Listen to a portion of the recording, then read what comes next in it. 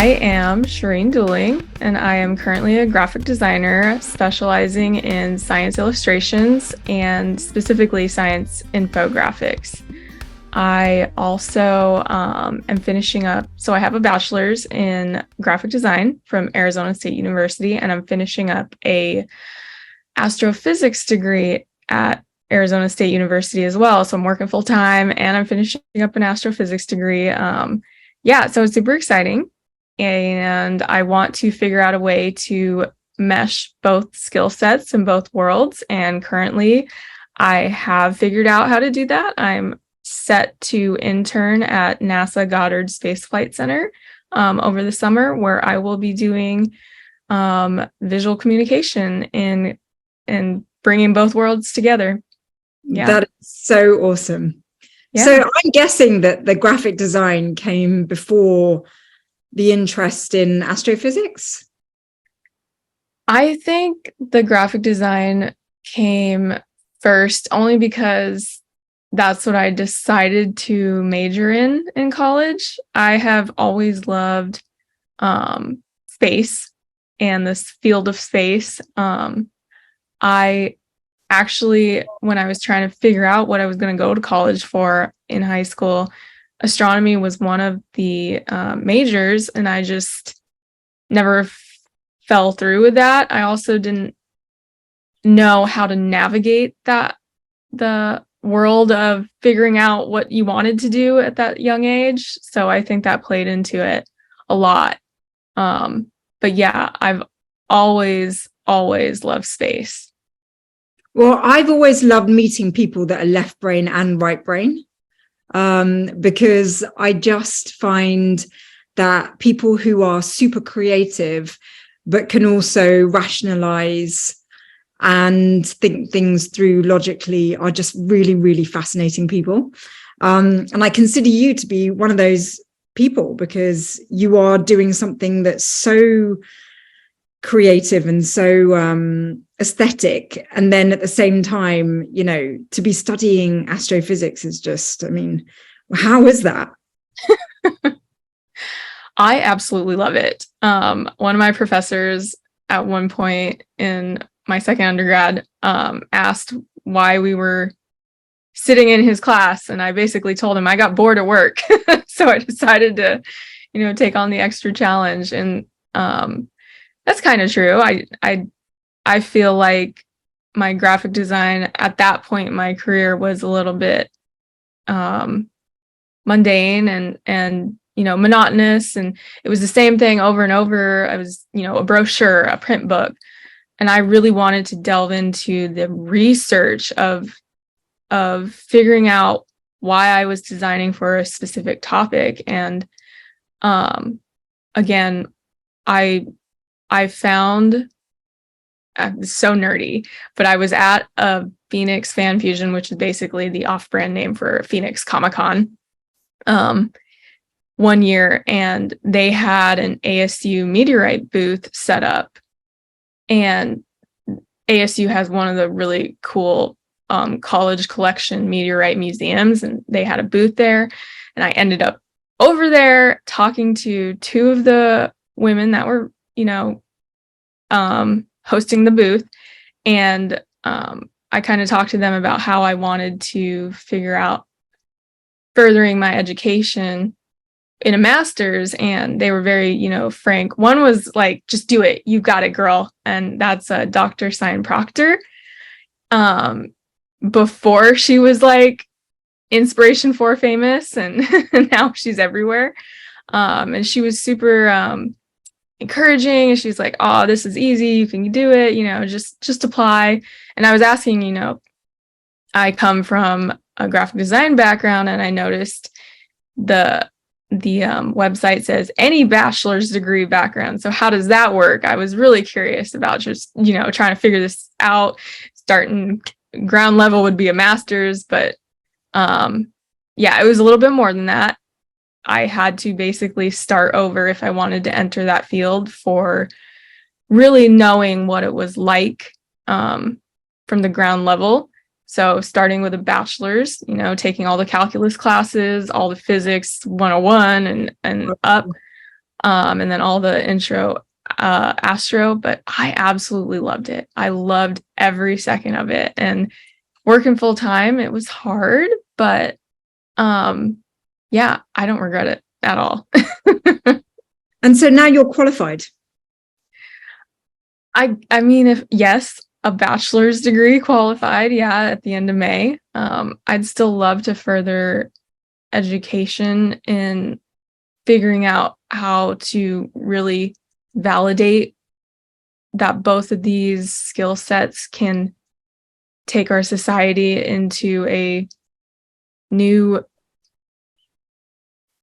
future, because I do believe like space is going to be huge as we continue in our society, and just making sure that the visual communication and communication of everything that's happening is something that the public can understand and access and know about on a daily, informational level. Because I mean, you do want to know what's happening in the world. And I think this is something that, other than, the main players, Elon and Bezos and NASA, but even then, I feel like there's just so much more room for us as visual communicators to show the public how many really cool things are happening every single day in the industry, and how those definitely impact you, anyone, any citizen on Earth at any point in single time. Like, I think it's just phenomenal, the amount of information that is happening that we can relay to the public that's happening on a daily basis in the space industry.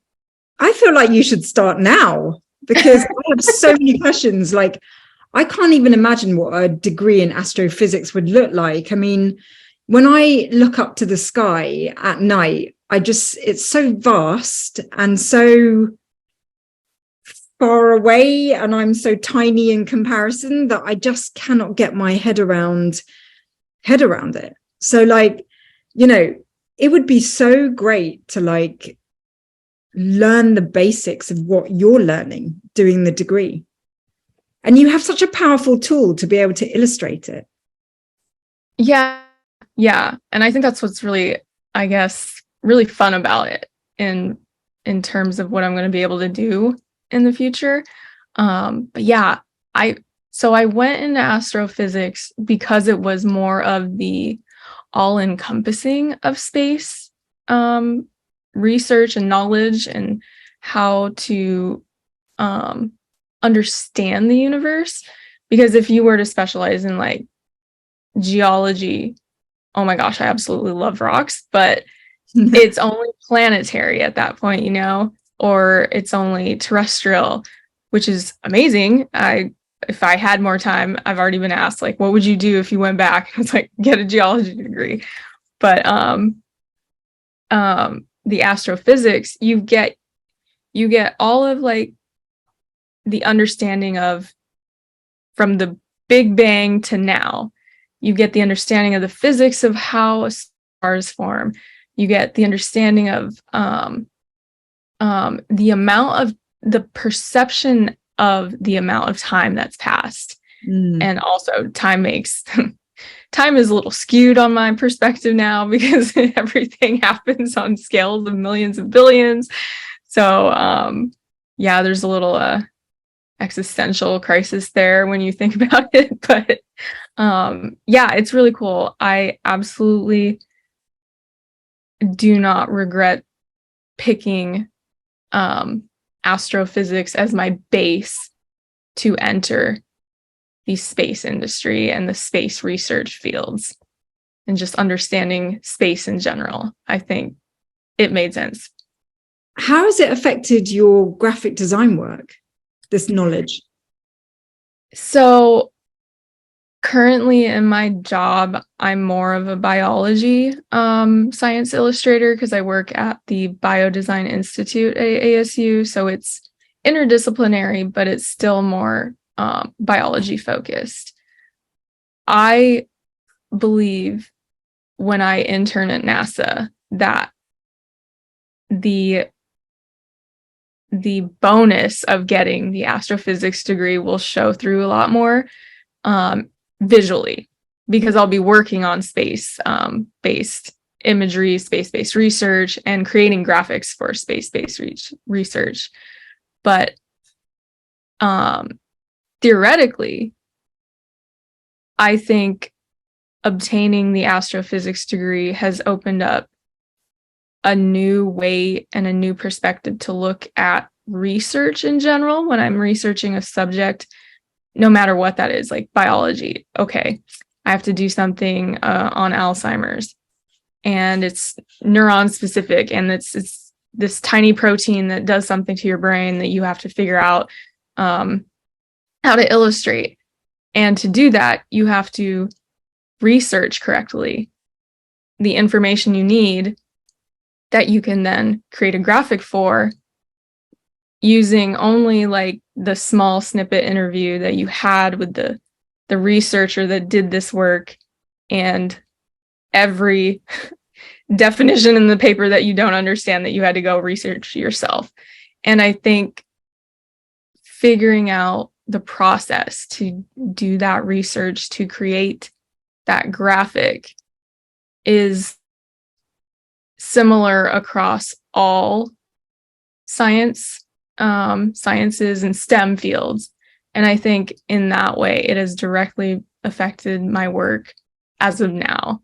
Just the methodology and the research skills that I've been able to gain over this past It's few kind years. of crazy because like biology is very, very small and space is very, very large, but it's like two ends of a spectrum, but actually the images are the same. Yeah. I was actually able to work in one of my past projects, absolutely mind-blowing, but the amount of gene information in viruses on Earth, if you were to lay them end to end from Earth, it would stretch all the way to the Pleiades cluster. Like astronomical amounts. And I think just hearing that, but then being able to see a visual, which I have created, I could send it to you afterwards if you're interested in looking at it, but it's just mind-blowing.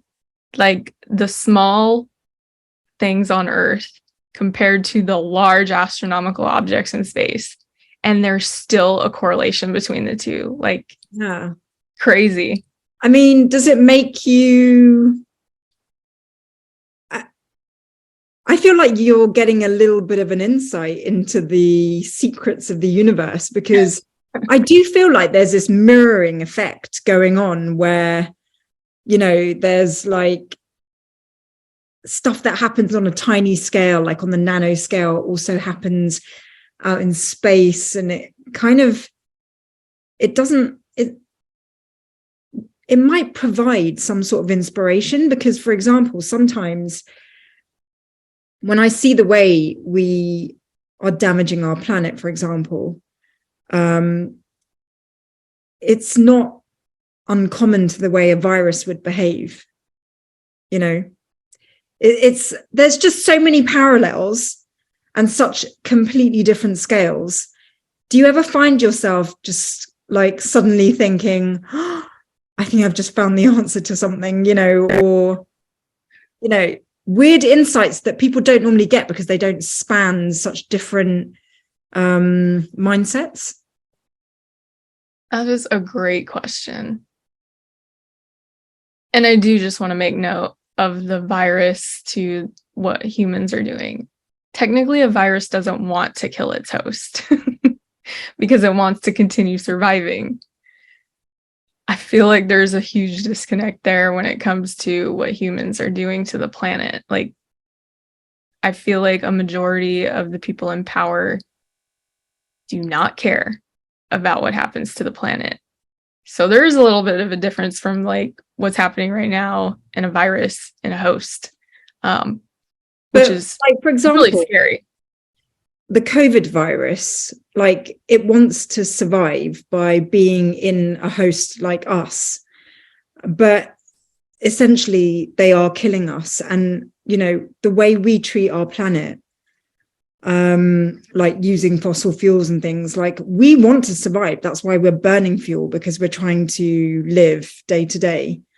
But we're slowly killing our planet. So it's kind of, it is the same. It's all about survival. Yeah. Yes. Yes, you're right. I guess it's like the few that are in power, I don't think are acting like the virus. I just think they're just steamrolling ahead. They don't care what happens. But you're right. The majority of the population on Earth, they're just trying to survive, and they have every right to. I mean, you have to do what you have to do to continue carrying on. So, um, I don't technically, in my work, the bigger picture when I'm doing the correlations is not so much that sort of insight, but just like the perspective of where we are in the universe, the grand scale of it all, and yeah, the perspective that you get, like we're this tiny, tiny little speck in the sky in our solar system, and you just scale back farther and farther. The farther and farther you go, you're not even like Earth isn't even seen, and our sun is just a normal star up until a certain amount of light years away, and then it's not, it's not even a prominent star. That those kinds of things is just mind-blowing to me, like the JWST picture with the deep field, that everyone kept saying, like, this is the size of if you were to take a grain of sand between your fingers and hold it at arm's length and look up at the sky.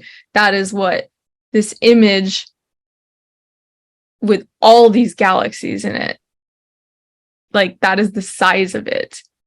So all these galaxies in that tiny grain of sand at arm's length, multiplied by if you could fill your entire range of view with those grains of sand, like how many galaxies are out there in our universe that could be teeming with life, or have had life, or will have life. Like that is the kind of perspective that just I love to think about, and is it's just mind-blowing.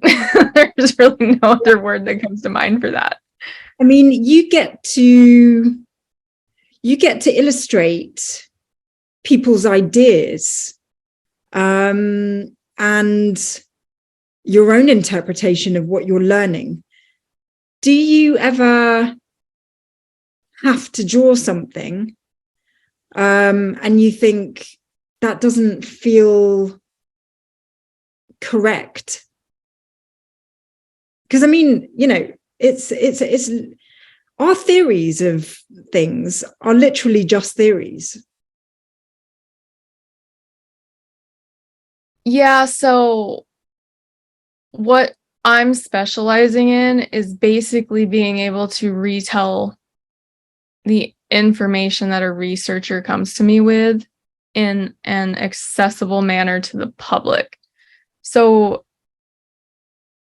until I can start doing my own research, my main focus is just being as accurate as I can to the information that was given to me, so that when we're relaying any of the research, there is no avenue for misinformation or misunderstanding that can then cause misinformation. It's just specific to being as accurate as possible is really like my main focus.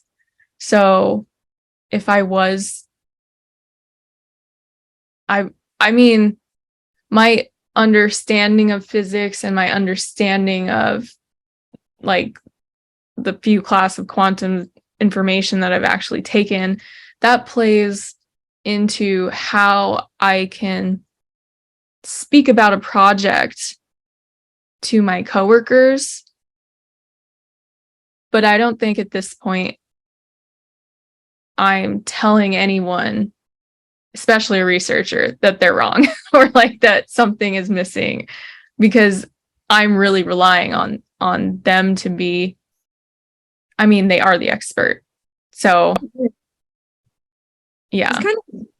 It's an interesting position to be in, because like, for example, you know, at places like CERN, the particle accelerator in Geneva, like, you know, they are like they're experimenting with such fundamental ingredients of our existence that you can't help but kind of ask yourself existential questions. I don't know, you're in such an interesting like gray area of the Venn diagram, because it's like you're illustrating people's theories, and that is just so powerful, because theories gain popularity, I think, through people's understanding. Absolutely. So by helping to increase people's understanding, you're kind of cementing theories. That is a really cool way to look at it. It's a powerful position to be in. And this actually, that does lead me on to like a major theme around what you do, which is that communication is so powerful. It's so important. Yes. Why did you decide to position yourself in a career where you're really communicating something so fundamental and so advanced? And like, how did it come about that you ended up like even knowing that a career or job like this existed? Yeah, that is a great question as well. It took me many years to figure out what I wanted to do. It was not, you know, wake up senior year in high school and yes, I'm going to design for space science in my future. That was not something I even thought about. So I was at a job in 2015, and the NASA stream of them releasing the images of Pluto from New Horizon came in. And I think that is where there was this major shift in like how I wanted to contribute to the world and how I wanted to use my graphic design skills going forward.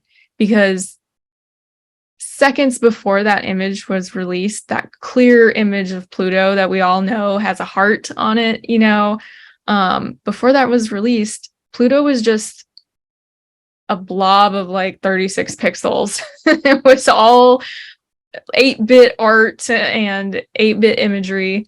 And seconds later, it was on that day, it was this high resolution image of the features on Pluto. It was absolutely mind-blowing. And I think that is where I was like, this is the peak of science communication. You know, showing people something that they hadn't seen before, or even the adventure of the whole mission, like going to an unknown world and taking this journey for years on end to then end up with this information that was going to, you know, change the field itself. Like that's science communication. That's the research I want to be involved in. And that is when I decided I was going to figure out how to be a part of it. I also felt like a lot of what was happening communication wise was verbal, in video or live streaming, um, or that those posters that you get in school, of all the scientific topics. And there wasn't really a specific field of visual communication that was really breaking it down for the general public that wasn't in school, that wasn't in high school, or wasn't specializing in it in college. And so I decided to try and figure out how to mesh the two. And like I said, doing the astrophysics degree was the overarching concepts and like the wide view picture of space that I felt could help me apply it to any of the space topics, research wise and content wise, and just history wise. I mean, everything here comes from the Big Bang, so everything is related in those fields. So trying to navigate that career of putting these two skill sets together, it wasn't easy. It isn't a standard, major map you can go to any university and view. So it really was me building my own portfolio of work that I could relate somehow, getting the right jobs. So something in a science field that shows other people like I can create for science, no matter, what field. Science is science, and the scientific method is the same across all of them. So being able to design for one meant I could translate my skill sets to others, but specializing with that second bachelor's would help me really validate and show, look, I have this knowledge base. I can now, and I have this portfolio of science work. I just want to now be able to specialize in the space industry and mesh these two skill sets together. And that was the goal. That was the goal, and that was the mission. And that, I think, having the mission when you set out to do something is so much more important than aiming for a specific place that you want to be and trying to make that fit. Because if that place you want to be is part of that mission you start with, you're going to get there anyway. And I think that's what I find so inspiring about your story, is that, you're not a conventional STEM person. Like, you didn't do, the STEM subjects at school in terms of like specializing and then going and doing a first degree in that. But as a result, you're so much more passionate compared to like when you follow that conventional path. Because what I love about your story is the fact that you have made decisions based on what you're genuinely interested in. And you've made those decisions not on a sort of ambition to get to a certain specific place. It's more like what's been driving you has been your heart in some ways. It's like, I'm just going to follow my heart. Like, it feels good to study this. I'm really interested in that. And then somehow or other, you've managed to create this profession for yourself. And now you're like super niche in something that is only going to increase in demand. I mean, I'm seeing more and more commercial, private sector space research. I mean, it's becoming so popular to go exploring beyond our planet. And you've put yourself through a lot of hard work and investment of time into a position where you are literally the bridge between all of that advanced space stuff that's happening and the public. Yep, that was the plan. It's really, I mean, what a risk. Because you didn't know that space was going to be this commercial. You couldn't have known. No one knew. Yeah. Yeah. I think when I started out, it was more of the adventure of research, honestly. Like, like I gave the example, New Horizons, just being part of a team that was getting ready to unfold something that had never been known before. That alone, I don't need the commercialization of space. If I can research something that was not known before, that'll be like this really cool part of history and really cool knowledge base that moves the field forward. That is part of, my overall mission for what I want to do in my career. Have you ever come across not negativity, but like a lack of acknowledgement for the importance of communication? Yes. And I don't really feel like that's putting anybody at fault. It's just because it hasn't been part of the package yet. Like, I think marketing in general is not to a company, is not like top of mind.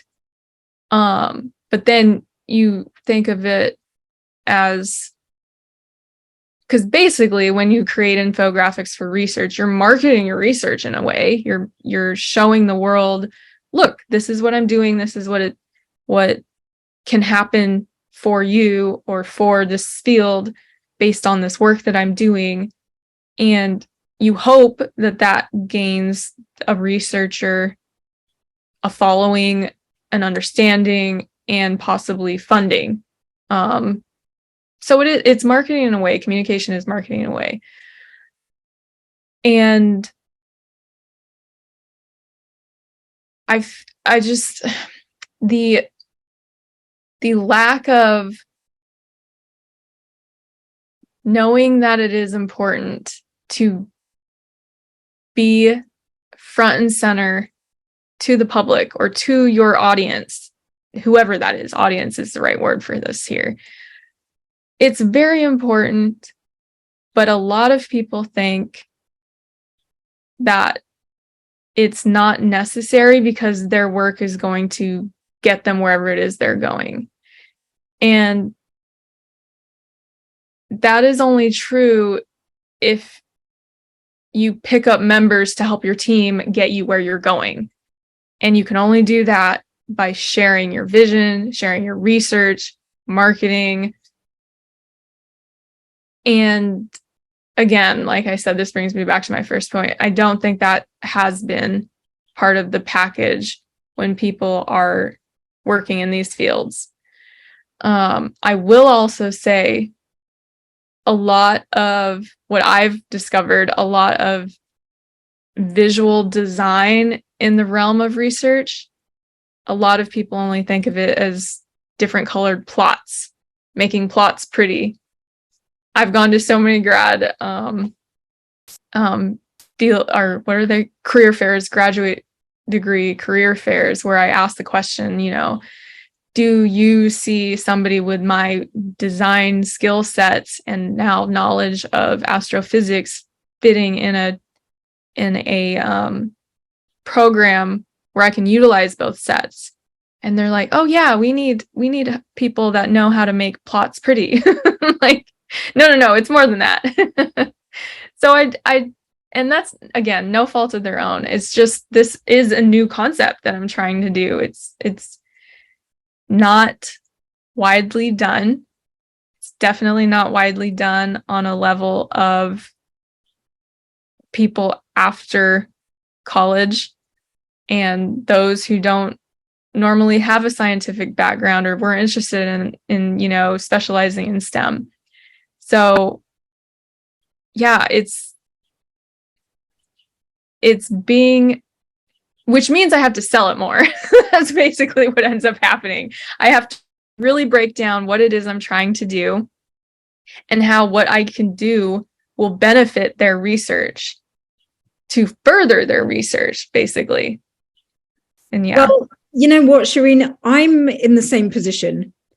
I'm qualified in STEM, but I think it's really important that the perception of the engineering industry in particular is updated. And the only way to update the public perception of engineering, particularly in the UK, because it has such a weird stereotype, engineers are just seen as a certain kind of slice of society. And what you and I are doing is using our skills in communication to educate and to democratize the area of STEM that we're interested in.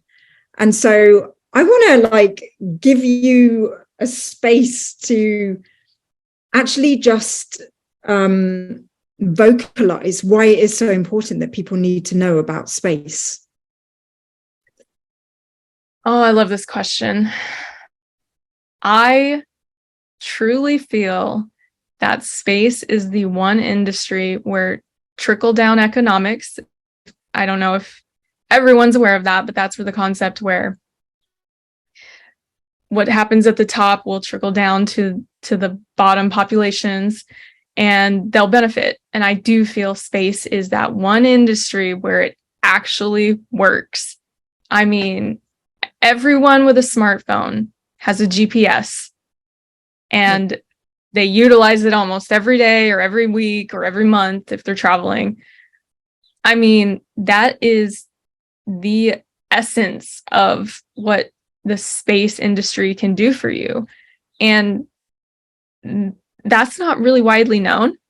People don't really make that connection that GPS is a NASA and governmental funded aerospace and space technology that every person on Earth uses almost every day if they have a smartphone.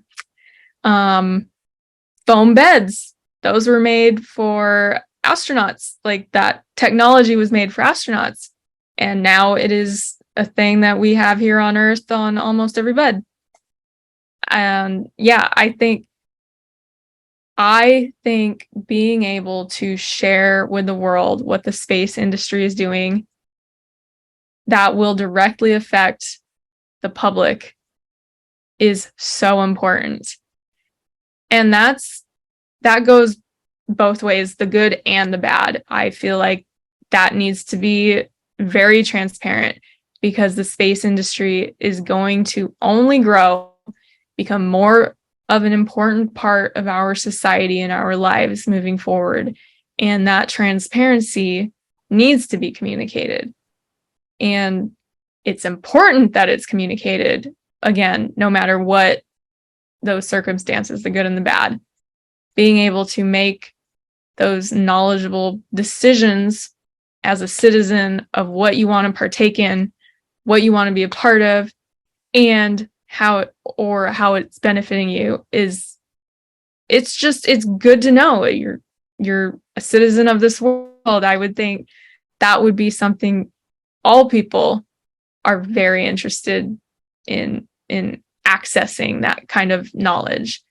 But yeah, that's pretty much the overarching reason why I want to communicate space industry to the public. Well, I have to say, after listening to you, I would love to see more of your work because I definitely want to know where all of that money is being spent because, so much money is poured into the space industry and for space research, and so much is given back to us as a result. And I would like to know. The reason why I don't know much about space research is because it just seems so far away. It seems untouchable. So any effort that is made to make space research and knowledge more accessible wins my vote.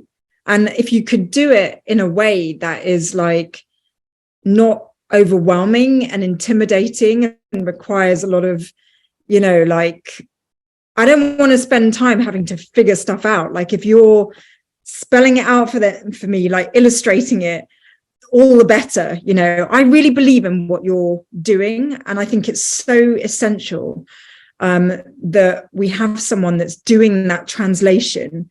And I can't wait to continue to see how your work blossoms.